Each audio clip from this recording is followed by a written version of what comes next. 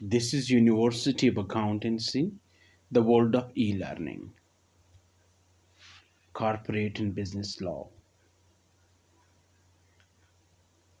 Dear students, आज हम corporate and business law का कॉन्ट्रैक्ट लॉ देखेंगे। कॉन्ट्रैक्ट लॉ में हम कुछ एग्ज़ाम फोकस क्वेश्चंस को डिस्कस करेंगे, लेकिन याद रखिएगा कि ये लेक्चर, ये क्वेश्चन सिर्फ उन स्टूडेंट्स के लिए मुफीद है जिन्होंने पहले कॉन्ट्रैक्ट लॉ कुछ ना कुछ पढ़ा हो। जिनके कॉन्सेप्ट कॉन्ट्रैक्ट लॉ के हवाले से क्लियर नहीं हैं, तो वो इस लेक्चर को अभी ना सुने, इससे पहले कॉन्ट्रैक्ट लॉ के कॉन्सेप्ट क्लियर करें। मेरी कोशिश होगी कि इंशाल्लाह नेक्स्ट इस पर मज़ीद लेक्चर बनाऊं, और स्पेशली कॉन्ट्रैक्ट लॉ के मुख्तलिफ कॉन्सेप्ट्स, ताकि फिर एग्ज़ाम क्वेश्चन को समझना आपके लिए आसान हो। बहरहाल आते हैं क्वेश्चंस की तरफ। पहला क्वेश्चन है, which of the following contract must be in the form of a deed. Given statement में से कौन सा कॉन्ट्रैक्ट डीड की शक्ल में ज़रूरी है। अब मसला ये कि डीड क्या है। Did we know is a shield and signed document which is prepared to effect transfer of property, कि प्रॉपर्टी के इंतकाल के लिए जो डॉक्यूमेंट तैयार की जाती है उसको डीड कहते हैं। तो अगर आप प्रॉपर्टी ट्रांसफ़र कर रहे हैं, मिसाल के तौर पर ज़मीन या और कोई प्रॉपर्टी, तो उसके लिए एक तहरीरी दस्तावेज़ ज़रूरी है, एक डॉक्यूमेंट ज़रूरी है। तो अ कन्वेंस मीन ट्रांसफ़र पर लीगल स्टेट इन लैंड, कि अगर आप ज़मीन या प्रॉपर्टी को ट्रांसफ़र करना चाहते हैं तो उसके लिए कन्वेंस ज़रूरी है। कन्वेंस उस मुआहदे को कहते हैं या फिर act of transfer of property को कहते हैं। ट्रांसफ़र ऑफ शेयर के लिए ज़रूरी नहीं है। कंज्यूमर क्रेडिट कॉन्ट्रैक्ट इसके लिए भी ज़रूरी नहीं है। तो पहला ऑप्शन दुरुस्त है। Question number 2, in relation to contract law which of the following describes offer. Contract law के रेफरेंस में गिवन स्टेटमेंट में से कौन सा स्टेटमेंट ऑफर को डिस्क्राइब करता है, बयान करता है। A statement of possible terms displaying goods for sale in supermarket, a verbal promise to be bound on specific terms. No.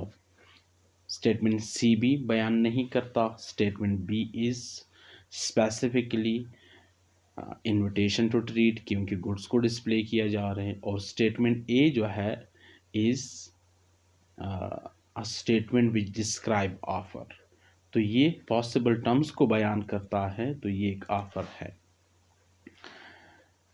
Question number 3 की तरफ जाते हैं। इन अ cell bye auction that is said to be without reserve eight which point an offer is made. Auction की सूरत में, auction कहते हैं नीलामी को, बोली को, उस सूरत में ऑफर किस वक्त दी जाती है। when the auctioneer presents the goods being sold, when a bid is made, when the auctioneer's hammer fall। जी ये 3 स्टेटमेंट है students. when the auctioneer's hammer fall ये सबसे आखिर में होता है।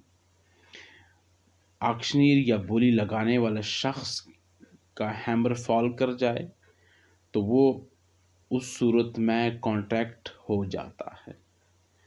When a bid is made, जब बिड की जाती हैं तो this is in acceptance stage. और when the auctioneer present the goods being sold, जब नीलामी लगाने वाला शख्स गुड्स को प्रेजेंट करता है, यही वो पॉइंट है, ये है वो स्टेज है जिस पे एक ऑफ़र की जाती है। तो ऑप्शन नंबर ए, सॉरी यहाँ पर गलती से हाईलाइट किया गया, मैं इसे दुरुस्त करता हूँ। जी, इन cell bye auction that is said to be without reserve eight which point is in offer made. Yes, when the auctioneer present the goods being sold, जब auctioneer goods present करता है, यही वो स्टेज है जब एक ऑफर की जाती है। Question number 4, in relation to contract law, how long will an offer remain open if no time period is set for its expiry? Contract law के रेफरेंस में बात हो रही कि एक ऑफ़र कितनी मुद्दत के लिए, कितने अरसे के लिए ओपन रहती हैं। अगर कोई टाइम पीरियड स्पेसिफाई नहीं किया गया इसकी एक्सपायरेशन के हवाले से कि ऑफ़र कब एक्सपायर होगी, अगर ऐसा कुछ वाज़ेह तौर पर नहीं बताया गया तो फिर कितने टाइम के बाद, कितने अरसे के बाद एक ऑफ़र एक्सपायर होती है? तो स्टूडेंट्स, क्या एक दिन के लिए? नो। कोई ऐसी स्पेसिफिकेशन, कोई ऐसी सराहत, कोई ऐसी बात कॉन्ट्रैक्ट लॉ में नहीं है। 1 मंथ की भी कोई बात नहीं है। फॉर रीजनेबल टाइम, याद रखिएगा कानून हमेशा रीजनेबल का लफ्ज़ बहुत ज़्यादा यूज़ करता है। तो जहाँ आपको शक हो, किसी चीज़ के बारे में पता ना हो, ज़्यादा क्लियर ना हो किसी स्टेटमेंट के हवाले से, तो रीजनेबल का वर्ड इसका ज़रूर सहारा लें, इससे आपको फ़ायदा होगा। तो रीजनेबल टाइम, अब रीजनेबल टाइम क्या है? मुनासिब वक्त। तो मुनासिब वक्त उस सब्जेक्ट मैटर जिसकी ऑफ़र दी गई है, उस ख़ास सिचुएशन, वो सर्कमस्टांसेस जो एग्जिस्ट करते हैं, उनके तनाजुर में रीज़नेबल टाइम का तयन होगा। तो एक मुनासिब वक्त के बाद अगर ऑफ़र की मुद्दत का तयन नहीं किया गया तो ऑफ़र एक्सपायर हो जाती है। Question number 5, which of the following will terminate N offer? एक ऑफ़र कब ख़त्म होती है या कौन सी चीज़ एक ऑफ़र को ख़त्म कर देती है? Posting a letter of revocation. Revocation से मुराद ये है कि ऑफ़र देने वाला शख्स जिसने इन राइटिंग किसी को ऑफ़र दी हो, उसके बाद एक और ख़त लिख दें, एक और लेटर लिखें कि मैं अपनी ऑफ़र वापस ले रहा हूँ, इसे रेवोकेशन कहते हैं। क्या इससे पहली वाली ऑफ़र ख़त्म होगी?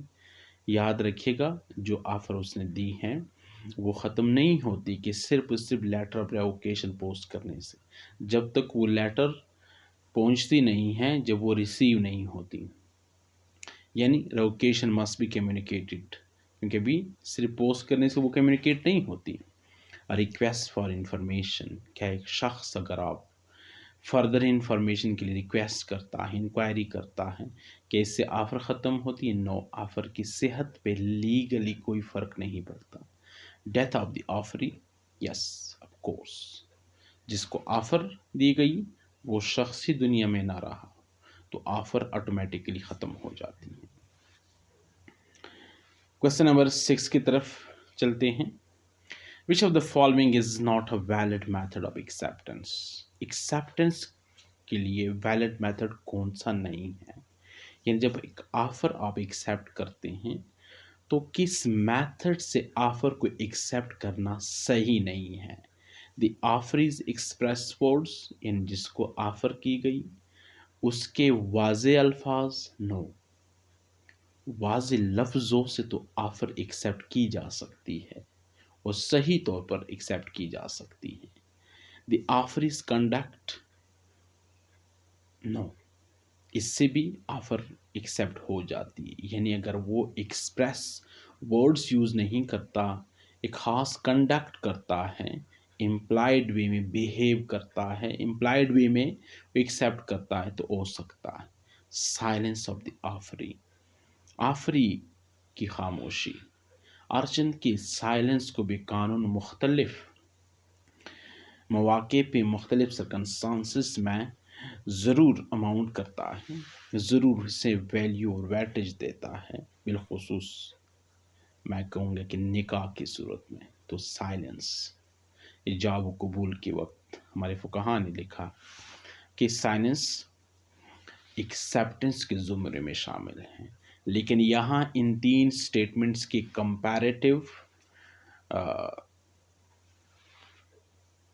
कंपैरेटिवली इन तीनों को देखने के बाद यही मुनासिब मालूम होता कि silence is not a valid method to accept an offer. तो ऑप्शन सी है हमारे पास। क्वेश्चन नंबर 7 की तरफ चलते हैं।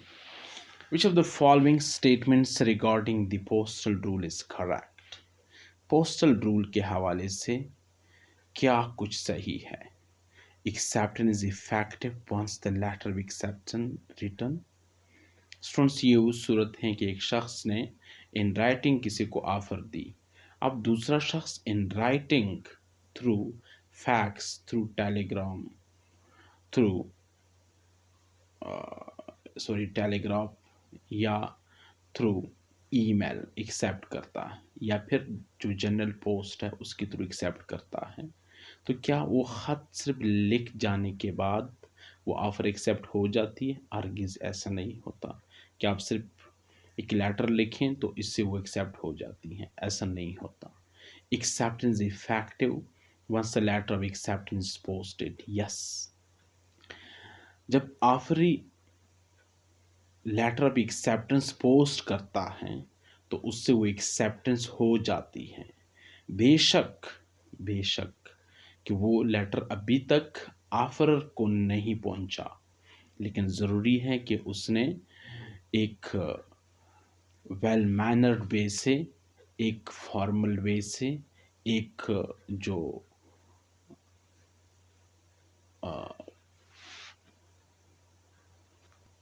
ویل ڈیفائنڈ وے سے اس نے پوسٹ کیا ہو، یعنی پراپر طریقے سے اس نے اس پہ ایڈریس لکھا ہو، پراپر طریقے سے اس نے پراپر چینل سے اس نے پوسٹ کیا ہو، تو یہ بے شک ابھی تک یہ لیٹر نہ پہنچا ہو لیکن وہ ایکسیپٹنس ہو جاتی ہے.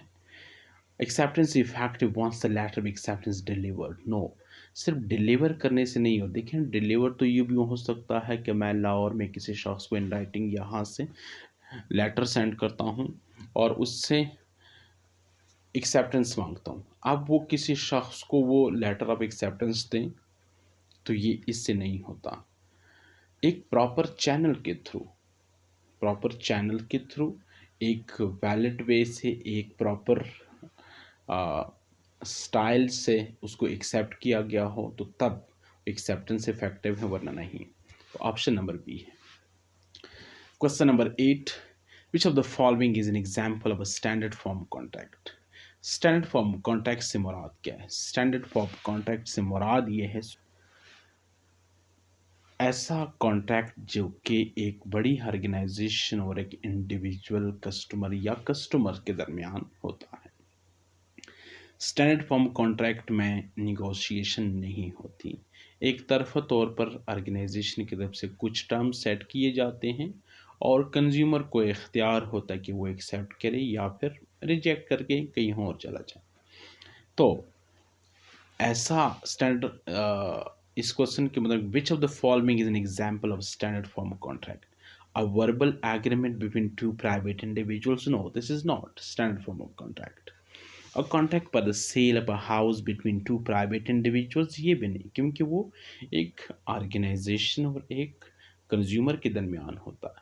A contract for the supply of electricity between a utility company and a private individual. اس کو اگر آپ دیکھیں، یہاں پر ایک الیکٹریسٹی سپلائی کرنے والی کمپنی اور ایک پرائیویٹ انڈیویجول ہے.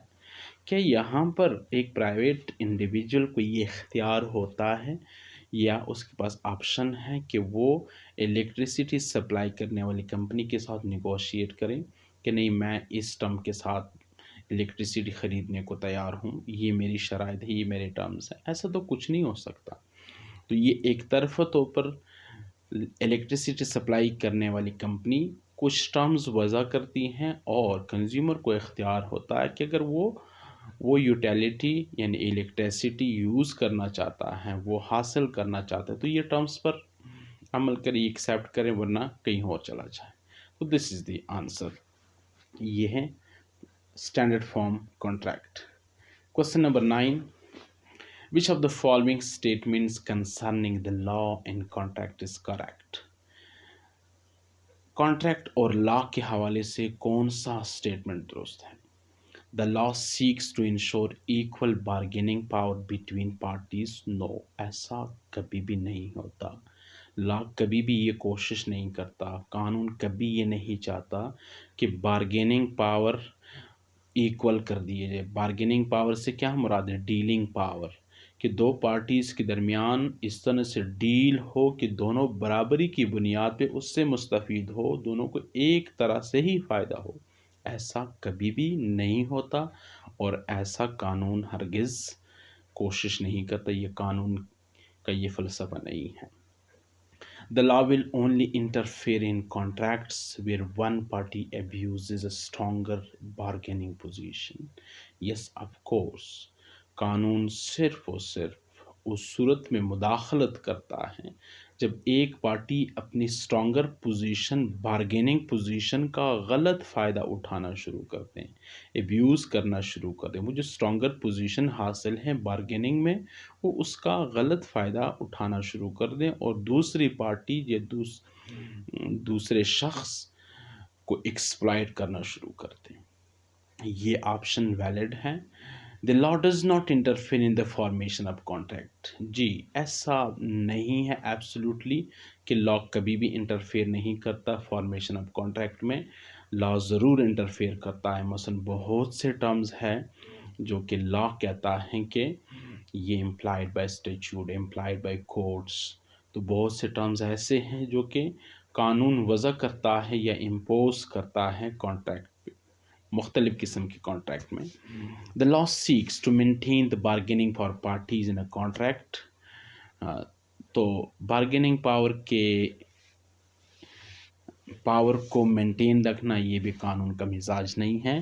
تو لہٰذا آپشن بی ہے کہ جہاں پہ ایک پارٹی دوسری پارٹی کو ایکسپلائٹ کرنا شروع کریں یا اس کی کوشش کرے تو قانون اس وقت مداخلت کرتا ہے. اسٹوڈنٹس آتے ہیں آخری کوشچن کی طرف، which is question number 10. Which of the following are examples of valid offer? Offer کی کون سی دو ایگزامپل ہیں جو ویلڈ آفر کی ہو؟ A person verbally stating to another person that they would like to sell their computer to them for 500 today. ایک شخص دوسرے شخص سے زبانی طور پر کہتا ہے کہ میں اپنا لیپ ٹاپ، اپنا کمپیوٹر تمہیں $500 میں آج بیچنا چاہتا ہوں. دیکھیں ٹرمز بڑے واضح ہیں. وہ اپنے لیپ ٹاپ، اپنے کمپیوٹر کی بات کرتا ہے اور وہ یہ کہتا ہے کہ میں 500 میں آج ہی بیچنا چاہتا ہوں. وقت بھی سرٹن ہے، قیمت بھی سرٹن ہے اور اپنا کمپیوٹر جو اس کا وہ بھی سرٹن ہے. تو لہٰذا یہ ضرور ایک آفر ہے. آفر میں یہی کچھ ہے کہ انسرٹنٹی، ایمبیگوٹی نہ ہو بلکہ سرٹن ہو، انکنڈیشنل ہو. تو یہاں نہ ہی کوئی کنڈیشن ہے نہ ہی کوئی ایمبیگوٹی ہے. تو پہلا اسٹیٹمنٹ ویلڈ آفر کی ایک ایگزامپل ہے. دوسرا a newspaper advert that state a ship is selling, sorry ship تو نہیں یہ شاپ ہے، is selling shoes for $20. دیکھیں نیوز پیپر کا ایک اشتہار ہے، تو اشتہار یا ایڈورٹائزمنٹ جو ہے ہمیشہ انویٹیشن ٹو ٹریٹ، بہت ریئر کیسز میں، بہت ایکسیپشنل کیسز میں یہ آفر ہو سکتی ہے، لیکن نارملی یوزولی کوئی بھی ایڈورٹائزمنٹ وہ انویٹیشن ٹو ٹریٹ ہے. تو دوسرا نہیں ہو سکتا. A person handing their shopping to a supermarket checkout operator. ایک شخص جو سپر مارکیٹ سے اس نے کچھ چیزیں لی اور اس نے جا کر چیک آؤٹ آپریٹر کے حوالے کر دی کہ میرے لیے پیک کر دے یا اس کا بل بنا دے. تو student this is an example of offer. وہ آپ جو شیلف سے کوئی چیز لیتے ہیں سپر مارکیٹ میں اور ایک آپریٹر کے حوالے کرتے ہیں، دراصل یہ آپ آفر کر رہے ہیں کہ I am going to buy this item, کہ میں اس آئٹم کو، اس گڈ کو خریدنا چاہتا ہوں. تو اگر وہ بیچنا چاہتے ہیں تو وہ آپ کو بل بنا کے دیں گے، ورنہ کوئی بات ہے تو کہیں گے نہیں یہ ہم ابھی نہیں بیچنا چاہتے ہیں، ابھی ہم نے اس کی سیل روک دی ہے یا اس میں فلاں ایشو ہے. A business that circulate its price list to customer. No, this is not. This is a statement to disseminate information. یہ بھی آفر نہیں ہے. تو ہماری ڈسکشن کے مطابق statement number 1 in statement number 3 are examples of valid offer 1 and 3. Students انشاءاللہ further questions بھی ہم دیکھیں گے نیکسٹ ویڈیو میں، اور اس کے بعد کانٹریکٹ لا ختم کرنے کے بعد ہم انگلش لیگل سسٹم پہ اس قسم کے ویڈیو بنائیں گے، لا ٹاٹ پہ اور امپلائمنٹ لا پہ. تب تک اللہ حافظ.